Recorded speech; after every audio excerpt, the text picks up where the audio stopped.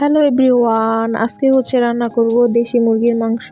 আর সেটা আমি আলু দিয়েই রান্না করব, মানে নরমালি একটু মিডিয়াম জুল রেখে। তো রান্নাটা এখনই আমি শুরু করব। তার জন্য প্রতিটি উপকরণ আমি রেডি করে নিয়েছি। এই যে মাংসগুলো ভালো করে ধুয়ে কেটে নিলাম। এরপর পেঁয়াজ কুচি করে নিয়েছি। তারপর আমি এখানে গুঁড়ো মশলা যেমন হলুদ, মরিচ, ধনিয়া এবং লবণ এগুলো সব রেডি করে নিলাম। এবং প্রথমে সম্বরা দেওয়ার জন্য জিরা, গরম মশলা এবং তেজপাতা নিয়ে নিলাম। আর এখানে আমি বাটা মশলা যেমন আদা, রসুন, কাঁচামরিচ, গোলমরিচ, জিরা এগুলো ভালো করে বেটে নিব। আর এই মশলাটা আমি পাটায় বেটে রান্না করব। এই যে পাটায় বেটে নিচ্ছি। আর এখানে বাটা মশলাটা আমি নিয়ে নিলাম।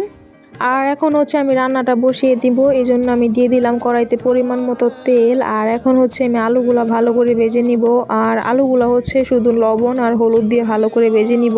আলুগুলা প্রায় 90% মতো আমি ভেজে নিব, যেন এখানে প্রপার ভাজাটাও হয়ে যায়। আর সাথে সাথে আমি ঝোলের মধ্যে দিয়ে দিলে আর বেশি সময় আমার রান্না করতে না লাগে। আলুটা ভাজা হয়ে গেছে, আমি নামিয়ে নিব এখনই। আর ওই তেলের মধ্যে আমি তেজপাতা, জিরা আর গরম মশলা দিয়ে ভালো করে একটু ভেজে নিব। এবং উপর থেকে দিয়ে দিব সেই পেঁয়াজ কুচিটা দিয়ে এখন পেঁয়াজটাও ভালো করে একটু ভেজে নিব। এরপর আমি দিয়ে দিলাম বাটা মশলাটা, যেটা আমি বেটে রেখেছিলাম, সেই মশলাটাই দিয়ে দিলাম।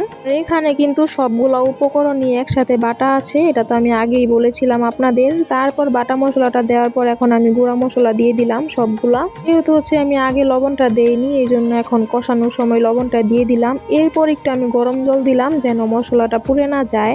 মাংসটার মশলা ভালো করে আমার কষিয়ে নিতে হবে। আর এই মশলাটা কষানোর উপরেই কিন্তু স্বাদটা ডিপেন্ড করে। যে যত ভালো করে মাংস বা মশলাটা কষায় ততটাই কিন্তু টেস্টি হয়। আমার মশলা থেকে উপরে তেল ছেড়ে আসছে, তখনই আমি বুঝে নিয়েছি যে আমার কষানো হয়ে গেছে, মানে মশলাটা। আর সুন্দর একটা কালার আসছে।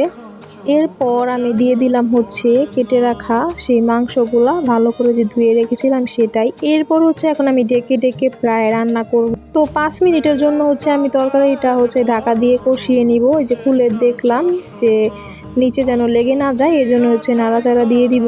আর এই মাংসটা যেহেতু শক্ত মুরগি, মানে দেশি মুরগিটা, তো রান্না করতে একটু সময় লাগে। একটু সময় নিয়ে রান্না করলে ভালো লাগে খেতে। আমি প্রায় বেশক্ষণ সময় ডেকে ডেকে মানে মাংসটা কষিয়ে নিব ভালো করে, যেন কষানোর সময় প্রপার সিদ্ধ হয়ে যায়। এই যে আর একটু সময় আমি কষাবো। এই যে যখন নাকি আমার মাংসের কালারটা একেবারে ডার্ক খয়েরি কালার হয়ে যাবে, তখনই আমি বুঝে নিয়েছি যে আমার কষানোটা ডান। আর এখন আমি দিয়ে দিলাম ভেজে রাখা আলুগুলা দিয়েও ভালো করে এখন একটু মিশিয়ে নিব আলুর সাথে মাংসটা। ভালো করে আমি কষিয়ে নিয়েছি। এখন আমি দিয়ে দিলাম পরিমাণ মতো জল। আর এখানেও কিন্তু আমি গরম জলটাই দিয়েছি। গরম জলটা দেওয়ার পরে কিন্তু আমি চুলার আঁচটা পুরোপুরি বাড়িয়ে দিয়েছি এবং ভালো করে তরকারিটা ফুটিয়ে নিব। আর এই যে আমি চুলার আঁচটা বাড়িয়ে কিন্তু তরকারিটা ভালো করে জাল দিয়ে দিয়েছি। আর এখন নামানোর সময় এসে গেছে, এই জন্য দিয়ে দিলাম উপর থেকে গরম মশলা গুঁড়া দিয়ে প্রায় 2 থেকে 3 মিনিটের মতো আমি তরকারিটা ঝোল রেখেছি। এই যে নামিয়ে নিলাম। দেখেন কতটা টেস্টি লাগতেছে দেখতে। আর যেমন কালার হয়েছে তেমন মিডিয়াম একটু ঝোল রেখেছি। এই যে সুন্দর হয়েছে, যেমন হয়েছে দেখতে তেমন সফট হয়েছে মাংসটা। আর ঝোলটাও দেখেন কেমন ঘনত্ব আমি রেখেছি। আর কেউ যদি চান এর চেয়ে পাতলা রাখতে, ওই ক্ষেত্রে একটু জাল কম দিবেন, যার যার ইচ্ছা। আর আমার মতে এরকম ঝোলটাই পারফেক্ট ভাত দিয়ে খাওয়ার জন্য। এই তরকারিটা হলে 1 প্লেট ভাত অনায়াসেই খাওয়া যায়। তো আজকের রেসিপিটা ছিল এই পর্যন্তই। যদি ভালো লেগে থাকে আপনারা ট্রাই করে আমাকে জানাবেন কমেন্ট বক্সে। তো আজকের রেসিপিটা এই পর্যন্তই। সবাই ভালো থাকবেন, টাটা।